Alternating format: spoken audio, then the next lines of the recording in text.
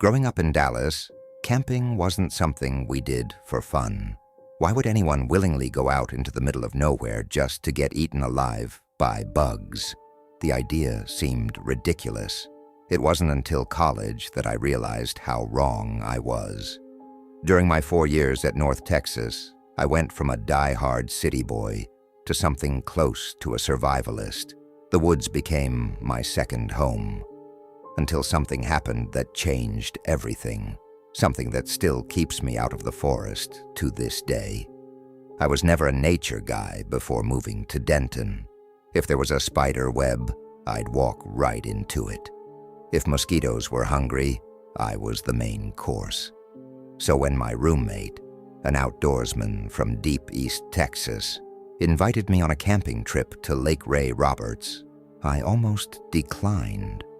But I wasn't eager to spend another break in Dallas, and I definitely wasn't part of the crowd heading to the beach. So Ray Roberts it was. I borrowed, bargained, and improvised my way through packing. The only thing I didn't skimp on was bug spray. I practically bathed in it. That trip changed my life. I caught my first fish, learned survival skills, and discovered a love for the wild that consumed me. Soon I was the one leading trips. By my final year, some of my old camping buddies had dropped out or moved on, but I wasn't done. I planned one last solo trip, a farewell to the wild before graduation. I won't say exactly where I went. The place is beautiful, and I wouldn't want my experience to taint it for others. But before I left, I was warned. Be careful out there, man. Hunters get real territorial. It wasn't hunting season, so I wasn't worried. I packed my Jeep, checked my gear, and drove 3 hours to the edge of the national forest. By the time I arrived, the late afternoon sun was dipping behind the trees. The air was crisp, the forest alive with sound.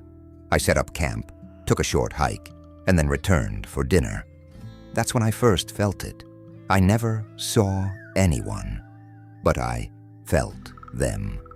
The sensation of being watched crawled up my spine, cold and persistent. I shook it off, probably just my imagination. But that night, as I lay in my tent, every snapping twig outside sent my pulse racing. Nothing happened. Morning came bright and perfect, the air fresh, the world still. I made a quick breakfast, packed a small day bag, and headed out to explore. For hours, I wandered through the endless trees, soaking in my last true adventure. The occasional rustling in the brush didn't bother me, just deer or squirrels. But then something changed. Around 11 a.m., I stopped to rest beneath a pine tree, my coffee heating on my small stove. I must have dozed off because a sharp sting on my neck yanked me awake. A mosquito. I slapped it dead. And that's when I saw movement. A flash of something in the distance. I sat up, scanning the trees, my heart suddenly hammering. Was someone watching me? I listened. Silence. Then a crow cawed loudly from a nearby branch. A warning? I tried to shake it off. If someone was there, they probably meant no harm, right? I packed up and moved on. But the feeling never left me. Half an hour later, I knew I wasn't alone. The sound of crunching leaves trailed behind me. Always distant, but never gone. Whoever it was didn't know how to move quietly. That was when I noticed the smell. Something rotten, thick, pungent, wrong. I stopped in my tracks, sniffing the air. The forest fell silent. No birds, no insects. A deep chill settled into my bones. Every instinct screamed at me to leave. But my curiosity got the better of me. I took a step forward. A split second later, the dirt beside me exploded. A crack echoed through the trees, then another. I hit the ground before I even processed what was happening. Gunshots. My mind raced. Hunters? No, this wasn't hunting season. This wasn't an accident. I took a deep breath and shouted, "Hey, stop! I'm not an animal!" Silence. No response. No retreating footsteps. I stayed down, ears straining for movement. The forest sounds slowly returned, but I didn't trust it. Shakily, I got to my feet and dusted myself off. The smell hit me again, stronger this time, and again against every survival instinct, I took a step toward it. Crack! Crack! Crack! The shots came from ahead of me. I didn't think. I ran. Branches whipped at my face. The ground blurred beneath me. I didn't stop, didn't breathe, didn't look back. 2 more shots rang out. My lungs burned, but I didn't care. I ran until my body gave out, collapsing against a tree. Silence. No footsteps. No voices. I forced myself up and staggered back toward camp. By the time I reached my site, I wasn't thinking about anything except escape. I barely packed my gear. I didn't even put out my fire. I just threw everything into the Jeep and floored it. I didn't call the police. I didn't want to go back to that place. But the guilt gnawed at me. What if someone else wandered into whatever I had? 20 miles out, I found a small-town police station and told them everything. The officer barely reacted. "Yeah, we get stories like this sometimes," he said. "Probably some idiot who thinks the woods are his." I asked if they'd check it out. He promised they would, but I knew they wouldn't. And even if they did, I'd never hear about it. I didn't care. I wasn't going back. When I finally pulled into my driveway, I collapsed onto the ground, gasping in relief. For weeks, I tried to convince myself it was just a hunter who hadn't seen me. But then on a late-night internet deep dive, I found something. A post, a hiker. Different place, same experience, gunshots, the smell, the silence, then the speculation, cartel grow operations, hidden compounds, traps, territory guarded with deadly force. I don't know what I walked into that day, but I know this. I'm never walking into the woods again. The call of the wild is still there, whispering, luring me back. But I know better now. I know what else is out there, and some places are better left alone.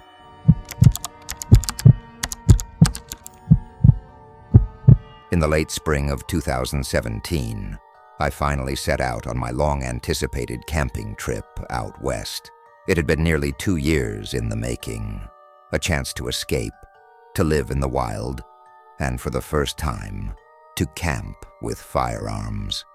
The journey itself was an adventure, full of unfamiliar landscapes and quiet stretches of road that made me feel both free and small in the grand scheme of things. By the time I reached my chosen location, the sun hung low in the sky, painting the horizon in shades of amber and crimson. I parked my truck, sent a quick message to my contact, letting them know I had arrived safely, and set out on foot toward my campsite. The first day passed peacefully. The wilderness was alive, but welcoming. Birds sang, the wind whispered through the trees, and the distant howl of some unseen creature reminded me that I wasn't truly alone. That night, I laid beneath the open sky, staring up at the stars as the fire crackled beside me. The restrictions of home felt like a distant memory, and for the first time in years, I felt truly free. The next day followed much the same pattern. I hiked, I admired the wildlife, and by mid-afternoon, I finally reached the perfect spot. A clearing by a dry creek bed, surrounded by thick forest. It was secluded, untouched, and exactly what I had envisioned. I set up camp quickly, my movements instinctive. By the time I was cooking my lunch, I felt the warmth of exhaustion creeping in, urging me to close my eyes. But I had come here for more than just relaxation. A short distance from camp, I found the perfect area for shooting. An empty stretch of creek bed, natural and safe. I set up steel targets and let lead fly, the rhythmic crack of my SKS echoing through the hills. It was exhilarating. For a moment I imagined myself as one of the old mountain men, living by his own rules, surviving on instinct. I had just finished one box of 7.62 rounds and was reloading when something made me pause. Gunshots, not mine. The sound came from somewhere beyond the hills. Multiple weapons, firing in bursts. I froze, my instincts torn between curiosity and caution. Someone else was out here, heavily armed. The sound alone put me on edge. I hesitated before deciding to return to camp. Something in my gut told me that whoever was out there wouldn't take kindly to an uninvited guest. It was a choice I both regret and thank myself for to this day. Back at camp, I forced myself to shake off the unease. The shooting had stopped not long after I left the creek bed. Maybe it was just hunters. Maybe they had moved on. I busied myself cleaning my rifle, letting the rhythmic motions calm my nerves. By the time the fire had burned low, I had convinced myself there was nothing to worry about. Dinner was simple: crackers and bacon-flavored cheese. The sun dipped behind the trees, and I took it as my cue to crawl into my tent. Sleep came easily, until the scream. A sound so raw, so inhumanly filled with terror, it cut through the night like a blade. I bolted upright, heart pounding. For a second I thought I had imagined it. Then it came again. This time, not alone. A woman's voice, screaming for help. My blood ran cold. Panic surged through me, my mind racing. I reached for my rifle, my fingers tightening around the stock. Every instinct screamed at me to run toward the voice, to do something. But I didn't move. The screams came again, desperate, ragged. Then, a single gunshot. Silence. A silence so heavy it felt like the night itself was suffocating me. I sat there, frozen, the rifle trembling in my grip. Every second that passed stretched endlessly, my breath shallow, my heart hammering against my ribs. I told myself to move, to help, to be the kind of man who didn't just sit back and let this happen. But common sense screamed louder than my conscience. Whoever had fired that shot had numbers, had guns, had already killed once. I forced myself to stay put, listening to the deafening quiet of the forest, waiting, dreading. I didn't sleep again that night. The moment the first sliver of dawn broke over the horizon, I was already packing. I moved fast, faster than I ever had before, stuffing my gear into my pack, breaking camp in record time. The freedom I had felt just days ago was gone, replaced by a crushing dread. The hike back to my truck, which had taken a day and a half on the way in, took less than one on the way out. I moved at a near jog, rifle in hand, my head snapping back every few minutes, convinced I was being followed. My breath came in short gasps, my body running on pure adrenaline. By the time I reached my truck, darkness had fallen again. I climbed in, locked the doors, and peeled out of there, driving through the night without stopping. The relief of being back on familiar roads didn't last, because as it faded, guilt took its place. I had done nothing. I had sat there and listened as someone was murdered. For the entire drive home, a war raged in my head. One side called me a coward, a failure, a disgrace. The other argued that I would have died if I had gone out there, that I had done the only thing I couldn't have done. Both voices were right, but neither made me feel any less sick. For weeks, I told no one. I tried to push it away, to pretend it was just a nightmare. But the screams wouldn't leave me. The gunshot echoed in my head every night. Eventually, I couldn't take it anymore. I had to know the truth. What I found made my blood run cold. It turned out I had camped just a mile away from an outlaw biker gang's hideout. That day, they had arrived at their usual site, armed and dangerous. But they hadn't come alone. They had abducted a female backpacker. For hours, they had tortured her. Eventually, they let her go, but only to hunt her. The moment she fled, they shot her and left her for dead. And I had heard all of it. By some impossible miracle, she survived. She crawled her way back to the highway, where someone found her and got her to a hospital. After a week, she was stable enough to talk. Her story led to their arrests. Most of them are serving life sentences now. She lived. But I still ask myself, what if? What if I had gone out there? Would I have been another body in the dark? Or could I have saved her before the shot was fired? I'll never know. I never reported what I heard. I never told anyone. And I probably never will. But if you're reading this, thinking I'm a coward, I won't argue with you. Maybe I am. I'm not sharing this for sympathy. I'm sharing it because I know there are people out there who think it's better to mind their own business, to stay out of things that aren't their problem. I understand that. But I also know this. Guilt is forever. And if you ever find yourself in a moment where you could save someone's life, don't hesitate, because 1 second of fear can haunt you for the rest of your life.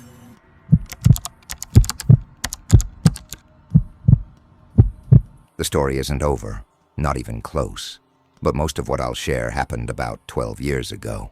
Back in 2009, I was still living with my parents. We had moved into a quiet neighborhood when I was 13. It wasn't the kind of place where kids played in the streets. The few that did exist were older and had their own cliques. I was alone, isolated. At home, things weren't much better. The constant fights, the yelling. It was easier to disappear. So I did. Across the road from our house was a stretch of woods, thick and endless. I don't remember exactly when I wandered in for the first time, but I do remember the feeling, the silence, the emptiness. It was the safest I had felt in a long time. I found a small, hidden clearing, surrounded by cedar trees. It felt secret, untouched, mine. Over time, that clearing became more than a hiding place. It became my home. I spent hours there, then entire nights. My parents never even noticed when I was gone. That realization changed everything. If they didn't care where I was, then I didn't need to be home at all. But survival needed resources. I started mowing lawns, despite never having touched a mower before. I borrowed my dad's, got caught, and got beaten for it. Eventually, I saved up enough to buy a broken-down one of my own. It wasn't much, but it was mine. The money I made went straight into my new life. I rode my half-functioning bike 5 miles to a rundown Army surplus store, stuffing an old Alice pack with supplies, knives, waterproof matches, a flashlight. When I got back, I skipped an entire week of school just to test everything out. That was the moment I knew. I didn't need anyone. And for years, that was my life. School was just an obligation to keep people from asking questions. The moment the bell rang, I was back in my woods, in my territory. Then one day, someone else walked in. It was a Sunday afternoon. I'd been camping out all weekend, living in my little world. I was heading toward the creek for water when I saw them. 2 men, parked across the road in a beat-up camper. They were unloading something, walking in and out. They never looked my way. By the time I came back, hours later, they were still there. Only now, they were drinking, shooting off their guns into the trees like the woods were their personal dumping ground. The first shot that hit the water near me sent a shockwave of rage through my body. The second sent me running. I sprinted home, lungs burning, grabbed the phone, and called the sheriff. My voice shook as I made up a lie. I told them I was a lost hiker, that I stumbled onto these guys, and they had threatened me with their guns. I don't know why I added that part, but I was furious, scared, and most importantly, young. I expected nothing to come of it. I was wrong. The next morning I woke up to the news. A major drug bust. Acting on an anonymous tip, deputies raided a camper on a deserted road. 2 men were arrested, their mobile meth lab seized. They were felons in possession of firearms. I remember sitting there, feeling the blood drain from my face. I had no proof that my call was what led them there, but in my gut, I knew. And then 3 months later, I got the first letter. It was a simple note, no return address, no signature, just 10 words scrawled in shaky handwriting. "You messed with the wrong people, kid." A cold spike of fear shot through me. but I convinced myself it was a coincidence, a prank. Then another letter arrived. "You better pray we get time served." My hands trembled as I read it. My mind raced. How did they know it was me? Had someone seen me, heard my voice? The threats didn't stop. Every few weeks, another letter. Sometimes vague, sometimes horrifyingly direct. I stopped going to school altogether, hiding in the one place I felt safe. I knew it was stupid.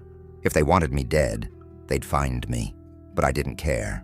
If I was going to die, I wanted it to be there, in the trees, in my world. But months passed, then years, and nothing happened. Life moved on. I moved on. The letters stopped, and I convinced myself it had all been a scare tactic. The men were sentenced, 20 years each. I was free, until last week. I found it in my apartment mailbox. No return address, just like before. "You better write a will. The end is close at hand." The moment I saw those words, my stomach dropped. I felt frozen. My girlfriend was with me. She saw my reaction, asked me what was wrong. I forced a laugh, brushed it off as a joke, but I could see it in her eyes. She knew I was lying. And now, I don't sleep. I check my locks 10 times a night. Every car that slows down near my building makes my pulse spike. But worst of all, I have a Moaba family now. A girlfriend, a more newborn child. It's not just my life at stake anymore. The police? They won't do anything. There's no proof, no suspect, just ink on paper. And so I'm telling my story here, maybe to warn others, maybe because this might be the last thing I ever write. Be careful what choices you make. The past doesn't die. Sometimes it just waits.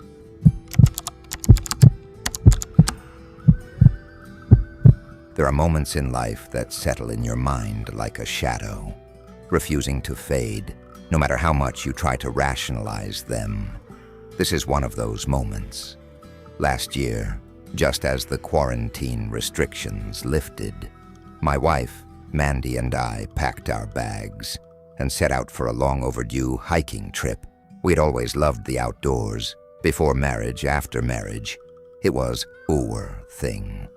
The plan was simple.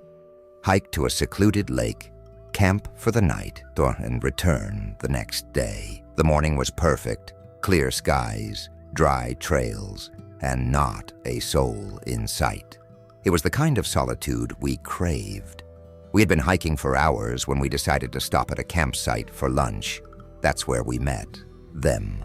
A couple, newlyweds, sitting at a concrete picnic table enjoying their own meal. They welcomed us to join them, and soon we were exchanging stories. Mandy, ever the romantic, was thrilled to hear about their honeymoon. I, on the other hand, only half listened as she gushed about our own love story, our wedding, and the memories we had built together. 2 hours passed. We laughed, we ate, we wished them well. Then we parted ways. By the time we reached the lake, dusk had settled in. We were exhausted, but as routine dictated, I started a fire while Mandy prepared a small meal. The night was quiet, almost too quiet. The kind of silence that makes you feel like you're being watched, but I chalked it up to an overactive imagination. The next morning, I was up before dawn. We repeated our usual routine: fire, breakfast, packing up camp. Every step felt normal, nothing out of the ordinary, at least not yet. By midday, we reached the halfway point, but decided not to stop. 2 hours later, we ran into him, the husband, alone. Mandy immediately asked about his wife. He hesitated. His eyes darted toward the ground before answering. She got sick last night, went home. The way he said it, something was off. His voice lacked emotion, like he was reading a script, and he still wouldn't meet our eyes. Before either of us could ask another question, a group of hikers approached. He excused himself, slipping into their conversation as if desperate to avoid further scrutiny. Something gnawed at me, but I told myself it wasn't our business. Maybe he was just shaken up. Maybe his wife had fallen ill. Maybe we were overthinking it, but then we got back to the parking lot. People stood in clusters, whispering. A ranger's truck pulled in, followed by more cars. It felt wrong, like the air was charged with something unseen. Still, I told myself it was nothing. We drove home, handled some family matters, and went to bed. It wasn't until the next morning that the truth clawed its way to the surface. I was sipping my coffee, flipping through the channels, when the news report hit me like a punch to the chest. A female camper, dead. The screen flashed her face and I nearly dropped my mug. Her. The woman we had met just 2 days ago. "Mandy!" I shouted, my pulse hammering. She rushed in, eyes still heavy with sleep. I pointed at the TV. "Tell me that's not who I think it is." Mandy's breath hitched. Then the screen changed, showing a wedding photo of the couple. The husband's statement played in the background. He claimed they had gone to a scenic cliffside to watch the sunrise. As they were packing up, she lost her footing and fell hundreds of feet. A tragic accident. Possible? Sure? Believable? Not in the slightest. My mind raced. Why had he lied about her leaving? Why had he seemed so uneasy? If she had fallen early that morning, how could he have looked so composed when we met him? And then there was the other thing. Why hadn't anyone on the trail mentioned it? We had passed at least 15 people that morning, yet not a single person had spoken of an accident, a rescue, anything. Mandy and I sat in stunned silence, the weight of our unease growing heavier by the second. "We need to tell someone," Mandy finally whispered. I nodded. "Yeah, but do you think they'll listen?" We debated it. Neither of us wanted to accuse a grieving man of something he might not have done. But at the same time, my gut screamed that we had walked away from something dark. I contacted the sheriff's office, relaying everything we knew. The deputy put me on hold, and when he returned, his voice was neutral, careful. "Someone may reach out to you." That was almost a year ago. No one ever did. And now I sit here, replaying it all in my head. That nagging feeling won't leave me alone. Did we meet a murderer in the woods that day? Did we shake hands with someone who had just pushed his wife off a cliff? I don't know, but I can't let it go. Should I keep pushing? Or should I let it rest? Because if I'm right, someone out there just got away with cold-blooded murder, and that thought chills me to my core.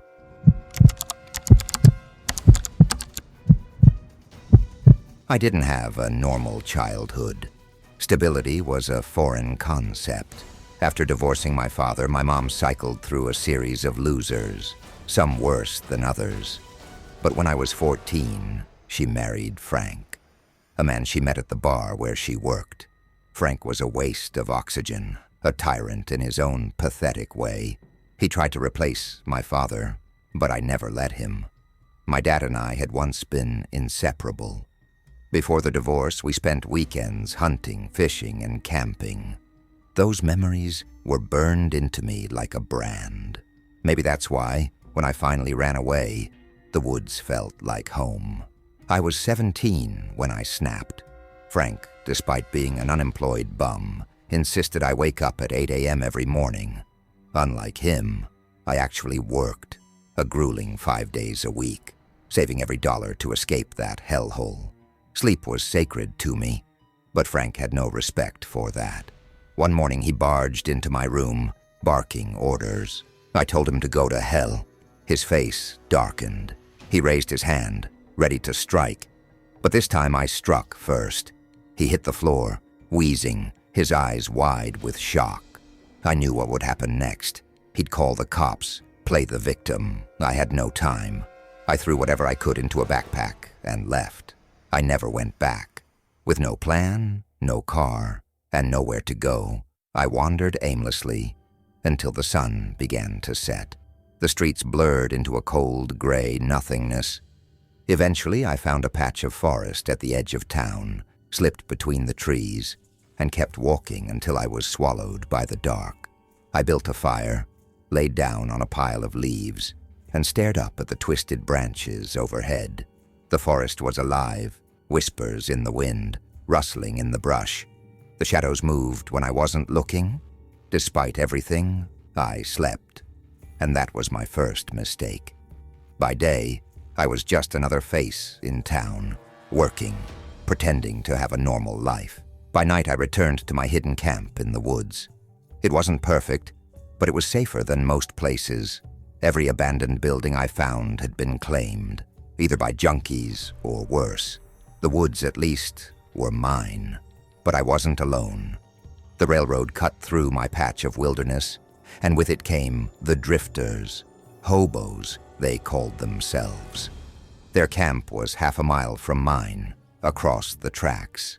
I first saw them one night when their firelight flickered through the trees. I crept closer, drawn in by their voices, the scent of burning wood. They saw me before I could turn back. One of them, an older guy with a scar down his cheek, waved me over. The others murmured among themselves, sizing me up. I almost bolted, but I was tired of being alone. So I stayed. I called myself Frank. I don't know why. Maybe to remind myself of the man I hated. Maybe to make sure I never became him. We drank. They told stories about riding the rails, living off scraps, surviving.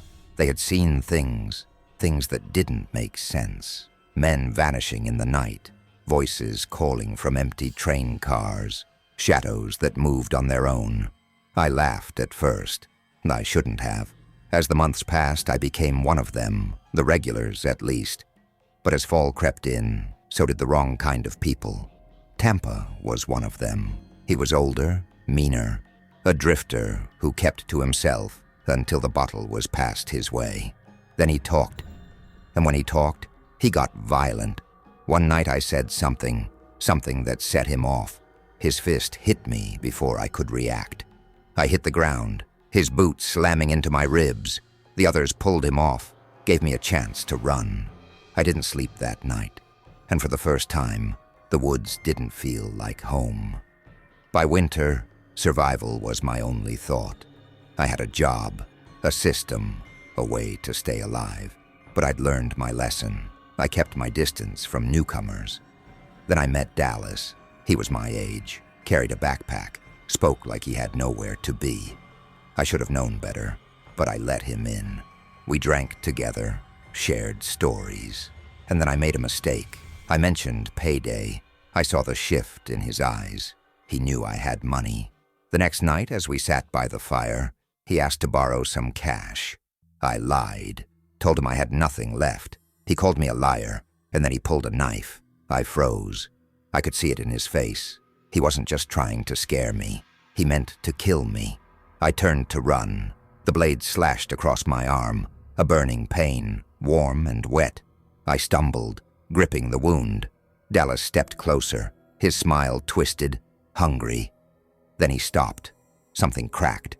Dallas folded in on himself and collapsed. Behind him stood Johnny, one of the regulars. His axe handle was gripped tight in his fists, his breath fogging in the cold air. "Get out," Johnny muttered, "or I finish the job." Dallas disappeared into the night. I never saw him again. That was my breaking point. 2 attacks, 2 near deaths. The woods had taken everything from me, my peace, my safety, my trust. By Sunday, I had scoured Craigslist and found a tiny roach-infested apartment. It wasn't much, but it had walls, a door that locked. It was mine. I stayed 3 years. Sometimes I still think about Johnny, about the men who called the railroad home. But I don't think about the woods, because the woods still think about me.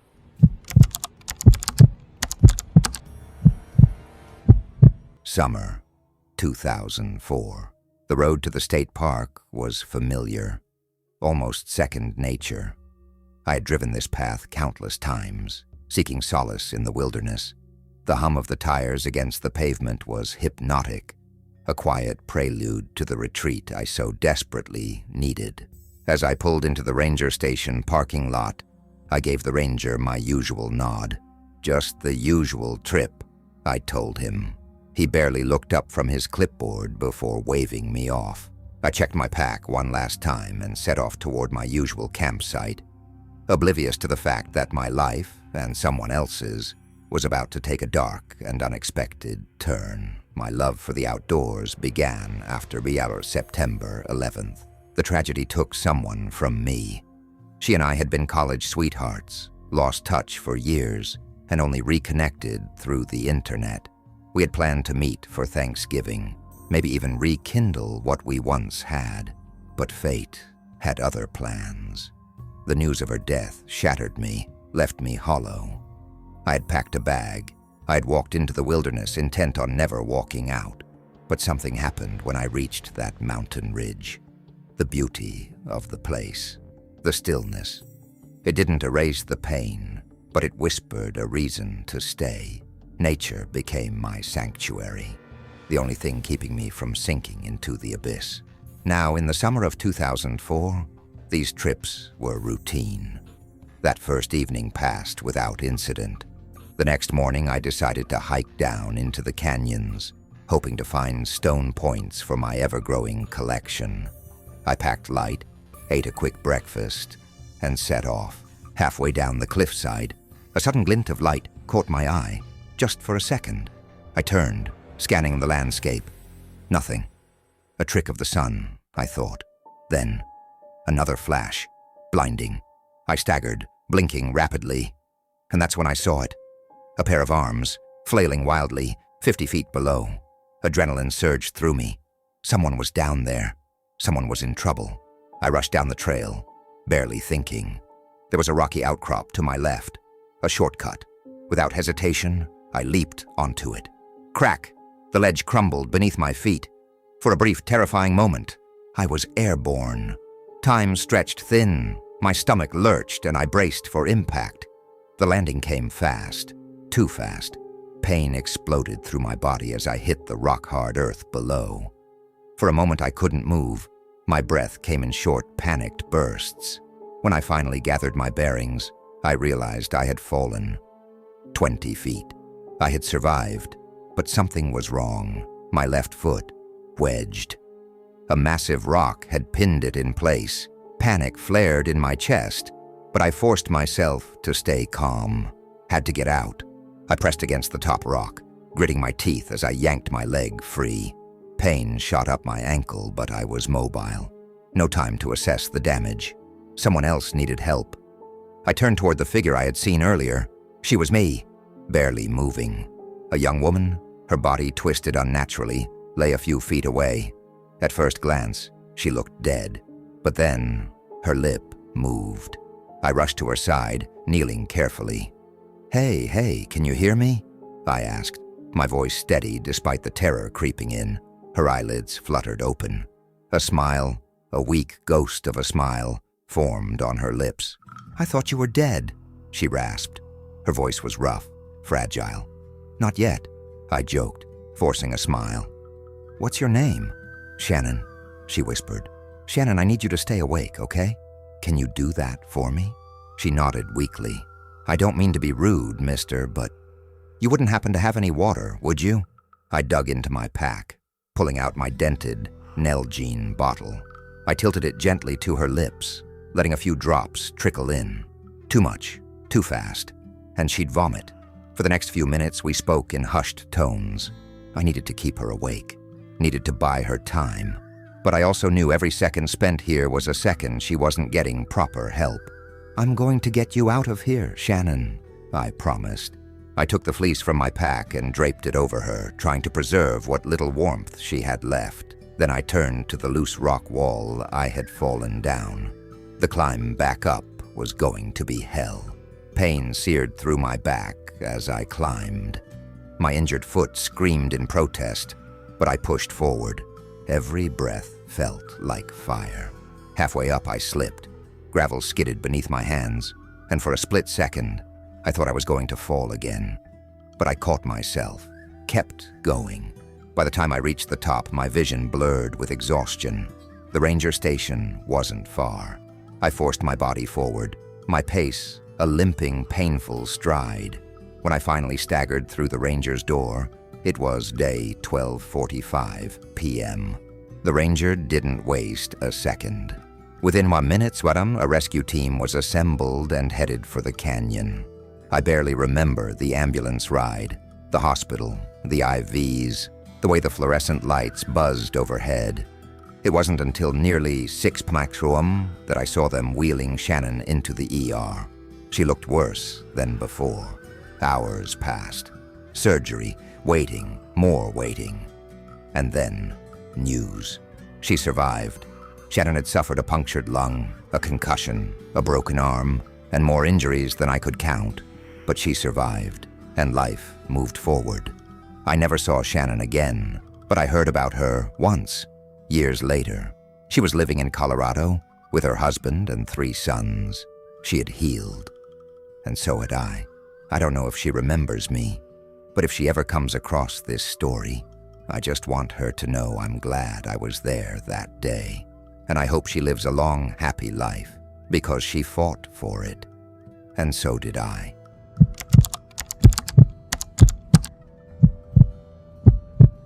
When I was a kid, I wanted nothing more than to be a Boy Scout.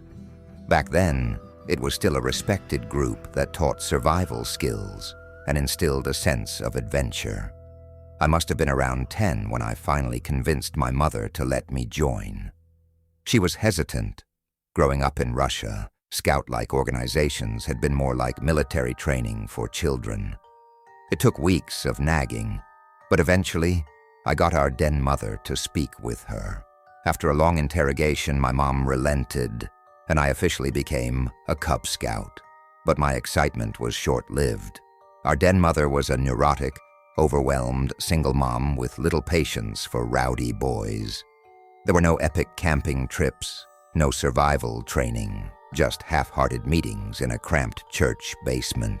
I was disappointed, but then after 6 months of dull meetings, an opportunity arose. A scout leader from another county invited us on a weekend camping trip. This was what I had joined for. We left early on a crisp Saturday morning. The leader, a man named Mr. Calloway, drove us deep into the woods. The group was small, 9 kids in total. When we arrived, Calloway lined us up and gave instructions on setting up camp. Each tent was meant for 2 boys, but since we had an odd number, I got one to myself. I didn't mind. I actually preferred it that way. The morning passed in a blur of first aid lessons, fire-making tutorials, and hiking drills. I was even used as the injured volunteer, wrapped in bandages while the others practiced lifting me onto a makeshift stretcher. It was fun, but something about Calloway unsettled me. He had this way of watching us, his eyes lingering just a second too long, his smile never quite reaching his eyes. The arrow that almost killed a boy. After lunch, we moved on to archery. I'd been dreaming about this moment for years. Ever since I watched my first ninja movie, Calloway gave us a strict lecture on safety, but let's be honest, preteen boys don't care about safety. We just wanted to shoot. I was the first to go. I drew back the string, squatted down like a ninja, and aimed. Calloway scolded me, forcing me to stand upright. The arrow hit the target anyway, and a thrill ran through me. The other boys took their turns, each of us caught up in our own little competitions. Then it happened. Kevin, one of the other kids, had his arrow knocked but wasn't paying attention. He turned to say something to Chris, another boy beside him. And in that moment, whether by accident or impulse, the arrow was released. A sickening thwack rang out. Chris staggered backward, his face contorted in shock. The arrow was embedded deep in his chest. For a second, everything froze. Then the screaming started. Chris gasped for air, his hands clawing at the arrow. Blood seeped through his shirt, dark and spreading fast. Calloway sprang into action, shouting for the first aid kit. He knelt beside Chris, pressing down on the wound, his voice eerily calm. 2 boys were sent sprinting to the ranger station, while the rest of us stood frozen, useless, everyone except Kevin. He paced in frantic circles, whispering, "I didn't mean to. I swear I didn't mean to," over and over. Then Calloway turned to him. His voice, usually calm and smooth, became razor sharp. "Shut up." Kevin flinched, and for the first time, I saw real fear in his eyes. The ambulance took 20 agonizing minutes to arrive, 20 minutes of Chris struggling for breath, 20 minutes of Kevin's hushed apologies, 20 minutes of Calloway gripping Chris's shoulder, whispering things none of us could hear. Chris survived. Barely. The arrow had punctured his left lung, missing his heart by an inch. Surgery saved him, but I never saw him the same way after that. Some say it was an accident. Others, including one of the boys in our group, swore Chris had insulted Kevin right before the arrow was released. Did Kevin lose control, or did he aim for him? Only Kevin knows, and he's never spoken a word about it. A few months later, he and Chris met privately. Kevin formally apologized, and Chris, to everyone's surprise, forgave him. But me? I didn't walk away unscathed either. The second my mom heard about the incident, my scouting days were over.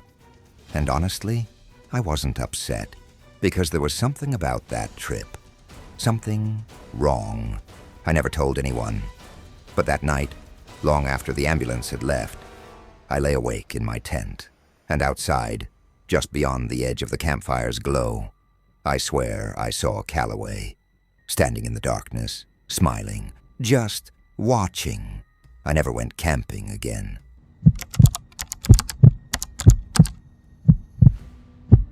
Camping was always Cameron's thing.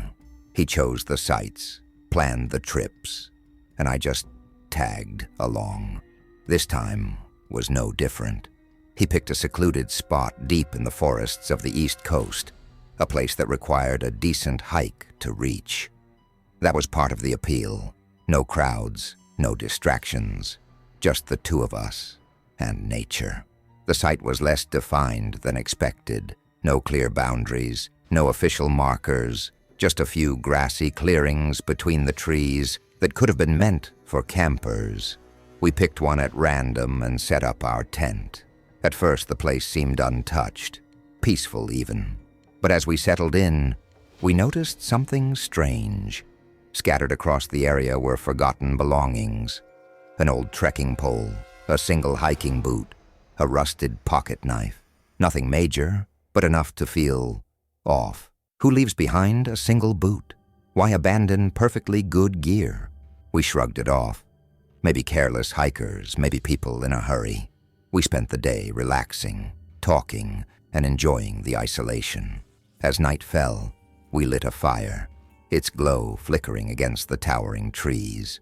Hours passed in easy conversation, the crackling flames our only company, until I saw something.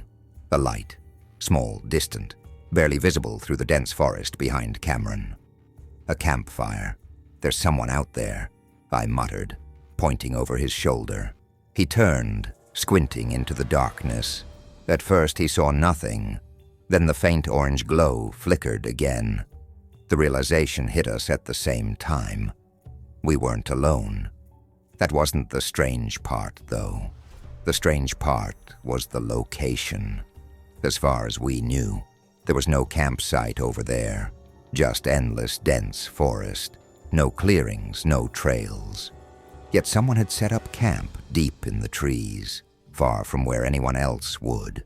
We debated whether to check it out, but decided against it.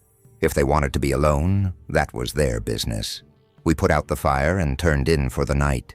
I woke up sometime later, groggy, my bladder aching from too many late-night drinks. Reluctantly, I unzipped the tent and stepped into the cold air. The fire in the distance was still burning. That was odd. Most campers let their fires die out overnight. Something about it unsettled me. But I ignored the feeling and walked about 50 feet from our campsite to relieve myself. That's when I saw them. At first I thought my eyes were playing tricks on me. Dark shapes barely visible between the trees. But as my vision adjusted, my stomach dropped.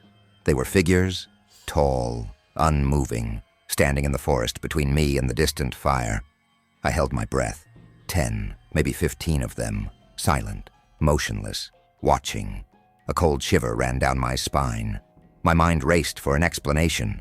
Were they trees, bushes, shadows?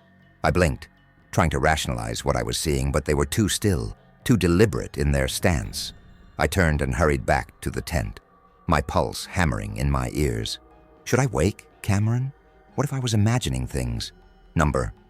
My gut screamed that something was wrong. I shook him awake, whispering urgently, "Get up, there's something out there."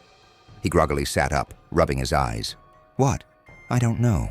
People. Watching." He frowned, but climbed out of the tent. I led him a few steps toward where I had been standing. We didn't have to go far. The figures had moved. They were closer now, spread among the trees, just beyond the edge of our camp. Cameron stiffened.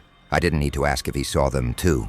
I could tell by the way his breathing changed, sharp and shallow. His confidence, usually unshakable, cracked as he whispered, "What the hell?" That's when I saw it. The subtle shifting, the barely perceptible movements. They weren't statues. They were people. They had been standing in the dark, silently watching us, waiting. And now, they were closer. "Should we run?" Cameron's voice was barely above a whisper. I couldn't answer. I didn't know. My mind screamed at me to move, to run, to escape. But my body was frozen. Then in unison, the figures took a step forward. That was all we needed. We bolted. We didn't grab our gear, didn't look back, didn't stop. We ran down the trail, the forest closing in around us, our own footsteps deafening against the silence. Only when we reached the car did we dare to stop. We slammed the doors shut, locking them instinctively, as if that flimsy barrier could protect us from whatever was in those woods. We sat in stunned silence, hearts pounding, lungs burning. "They didn't follow us," Cameron finally whispered. But we weren't taking chances. We drove straight to the nearest town and reported what we had seen to the police. They didn't believe us. Of course they didn't. A group of silent people standing in the woods at night. It sounded absurd. We mentioned the scattered belongings, hoping someone else had reported strange encounters. No one had. No missing person reports. No unusual activity. Nothing. That left two possibilities. Either we had imagined the whole thing, or no one else had made it back to report it. Sometimes, I wonder what would have happened if we had stayed just a few minutes longer, if we hadn't run when we did. What were they waiting for? I don't think I want to know.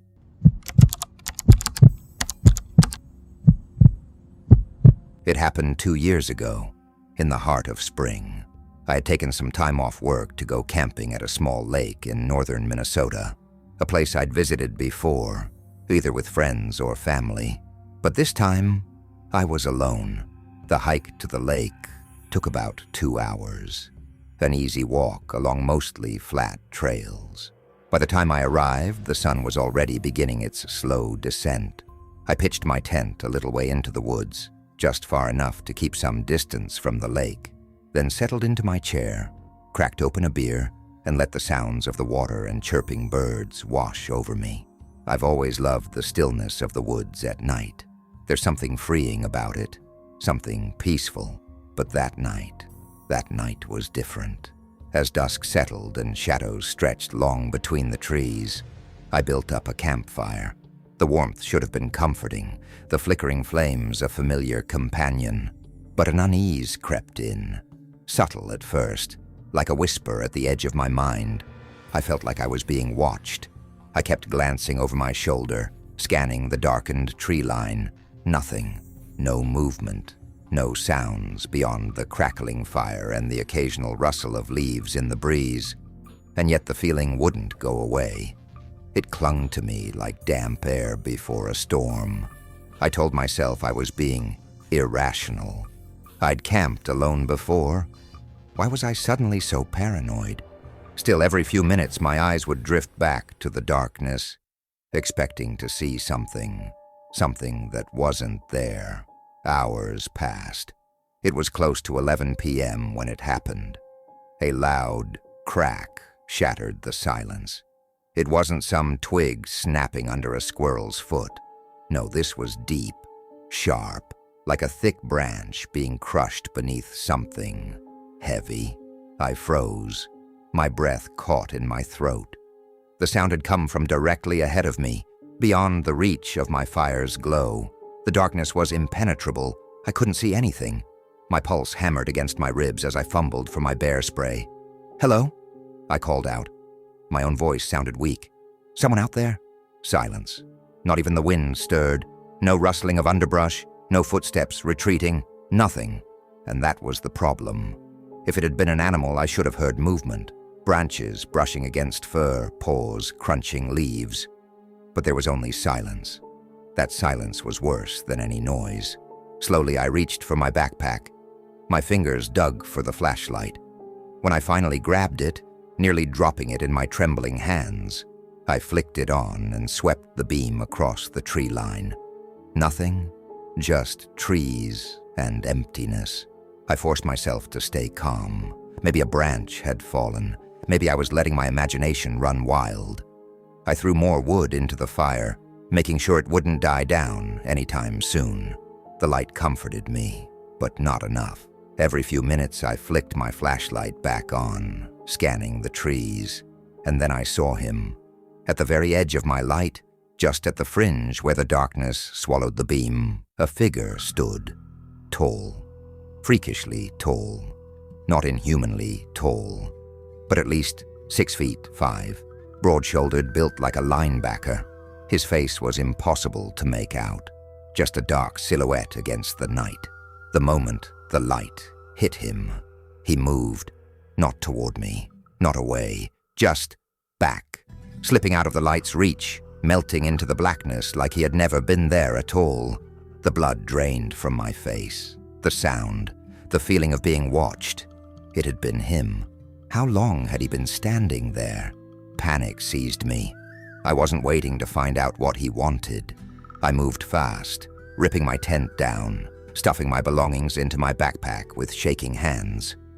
The whole time, my mind raced with one terrifying realization. If he had wanted to attack me, he could have. He was watching, waiting. For what? For me to fall asleep? To let my guard down? I grabbed my flashlight and darted in the opposite direction of where I had last seen him, back toward my car. I didn't run at first, not wanting to make too much noise, but every second I spent in those trees felt suffocating, like eyes were crawling all over my skin. I flicked my flashlight on the dim setting, just enough to see the path. My ears strained for any sound of footsteps behind me. Nothing, but I couldn't shake the thought. What if he wasn't alone? What if there were more of them? I didn't stop moving until I reached my car. I slammed the door shut, locked it, and peeled out of there, gravel crunching under my tires. Only when I was miles away did I finally exhale. I still go camping, but it's never been the same. That night changed something in me. Now every time I sit by a fire, every time the woods stretch out in silent darkness beyond my light, I wonder, is someone standing just beyond my sight, watching, waiting, and the worst part, I'll never know.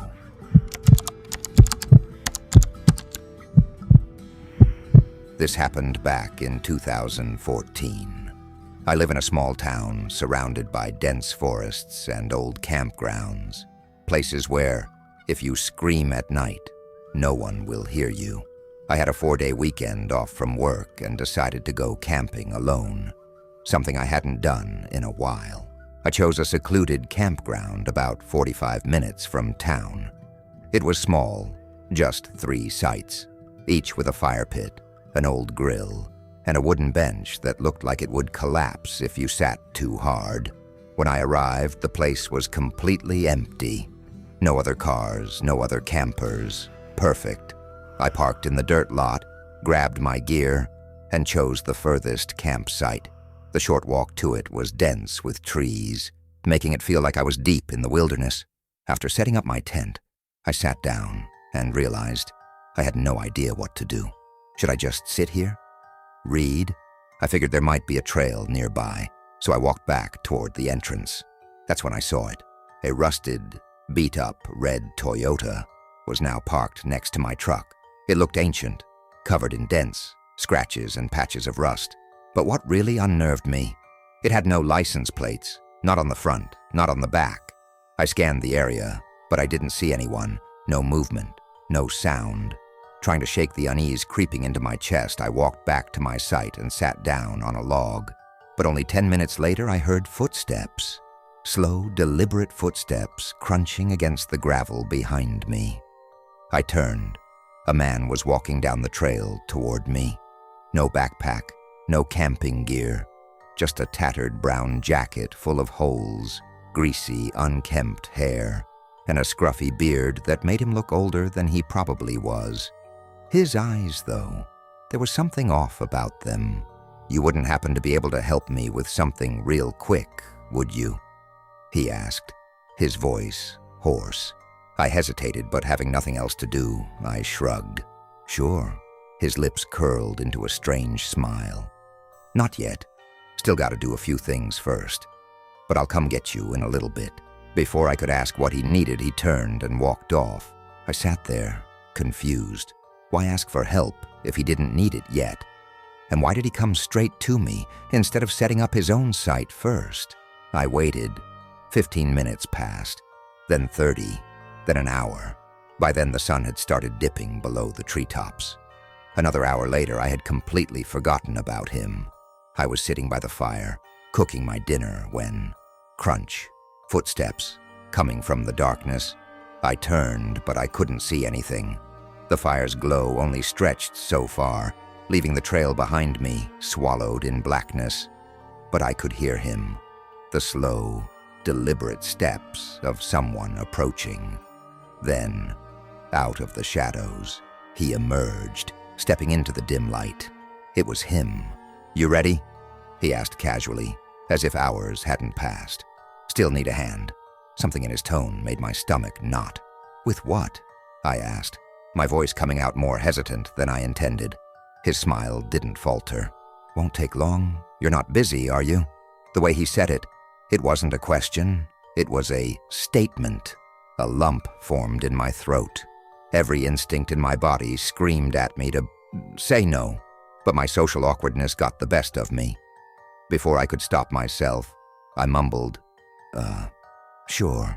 His smile widened, and without another word, he turned and started walking. I followed.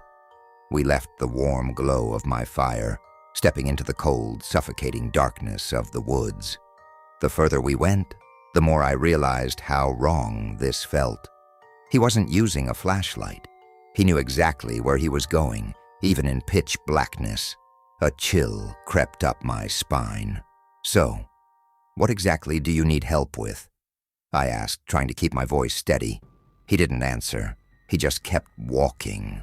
Something inside me snapped. My pulse pounded in my ears. The woods around us felt too quiet, too still. My breath came quicker and I slowed my pace. A few feet, then a few more. Then he stopped. So did I. Slowly he turned around. His fake smile faded as he noticed the distance I had put between us. For a moment we just stood there, staring at each other.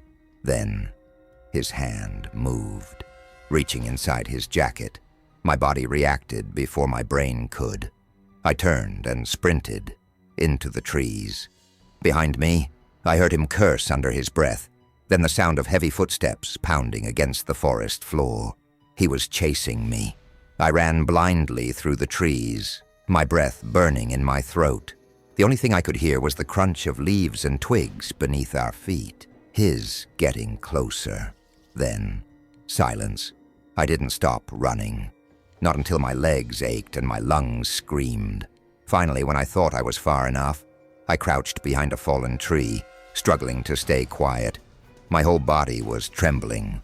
I listened. Nothing. No footsteps, no breathing. Just the empty, eerie quiet of the woods. I reached into my pocket, hands shaking, and pulled out my phone. My fingers barely worked as I dialed 911.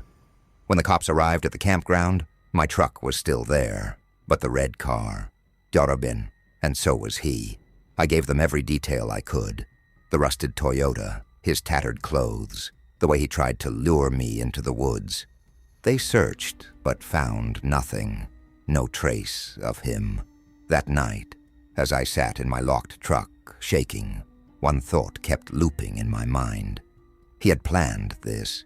He came during the day to earn my trust, knowing I'd be more likely to follow him later.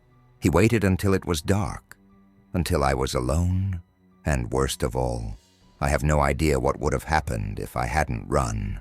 But I'm pretty sure I wouldn't be here to tell this story, and I can't help but wonder how many others weren't as lucky.